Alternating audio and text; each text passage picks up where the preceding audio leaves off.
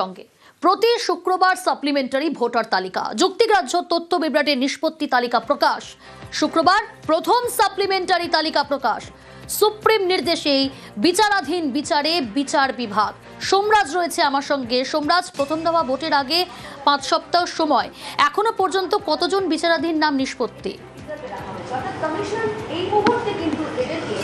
দেখো, এখনো পর্যন্ত 23,30,000-এরও বেশি অভিযোগের নিষ্পত্তি জুডিশিয়াল অফিসাররা করতে পেরেছেন, যেটা কমিশনের তরফে জানানো হয়েছে।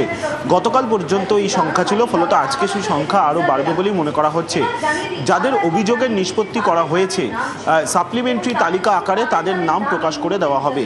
তবে কত সংখ্যক নামের তালিকা প্রকাশ করা হবে সেটা এখনো পর্যন্ত স্পষ্ট নয়। সম্ভবত আগামীকালই প্রথম পর্যায়ে প্রথম পর্যায়ে সাপ্লিমেন্টারি তালিকা প্রকাশ করতে চলেছে নির্বাচন কমিশন, এবং তারপর প্রতি সপ্তাহেই সাপ্লিমেন্টারি তালিকা প্রকাশ করতে চায় নির্বাচন কমিশন বলেই কমিশন সূত্রে জানা যাচ্ছে।